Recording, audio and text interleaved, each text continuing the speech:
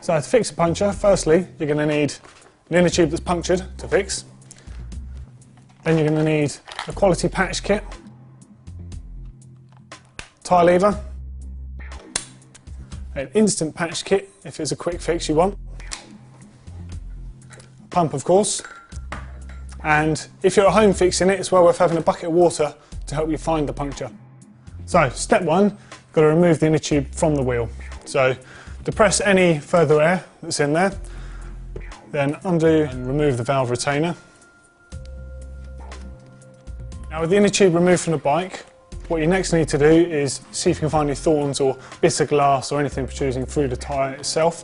So run your fingers around the inside, be careful, so it can be quite sharp until you find something. You may need some needle nose pliers or a fine screwdriver to help you just prise out if you find something. Okay, now I've not actually found anything in the casing of this tyre. The object won't always stay in the tyre, sometimes it just drops out on the trail. So the next step is to look at the inner tube itself.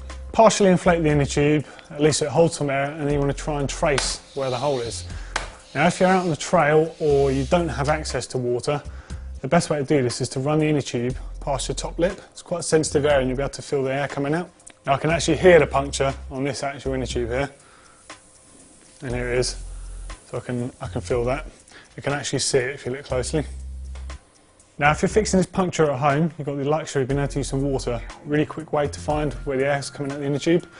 Literally pump some air in the tube and submerge it in the water and you'll quickly see where the puncture is coming from. As you can see, there's a stream of bubbles coming out and there's our hole. Okay, so you've identified where the hole is. Now obviously the inner tube is black, so it's quite hard to keep track of that hole. You want to mark it with the crayon that's supplied with your patch kit for reference later on.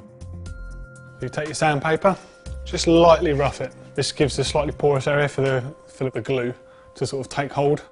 Applying the glue, make sure you leave enough overlap so it allows for the patch to sit into the glue. Obviously you don't want the patch to come undone again.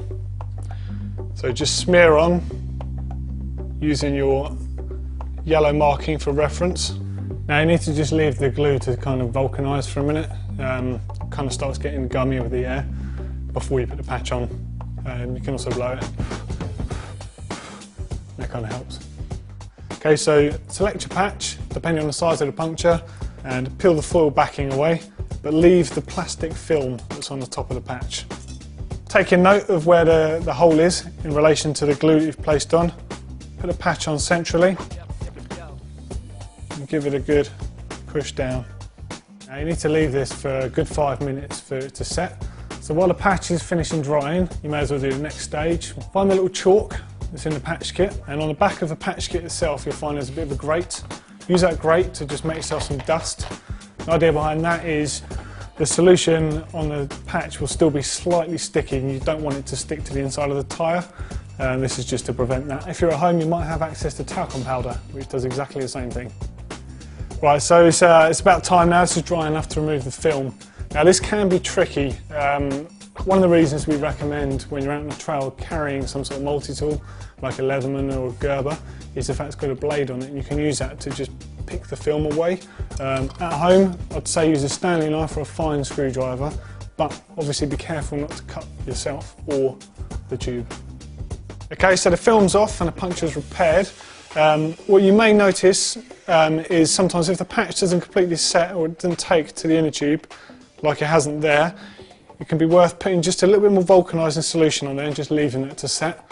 And then your final stage is just to put that chalk or talcum powder just over it to ensure it doesn't stick to the inside of your tyre. Okay, so you fix a puncture, you put a tube back inside the tyre which you've checked previously for no protrusions and stuff. Time to inflate and get back on the trails.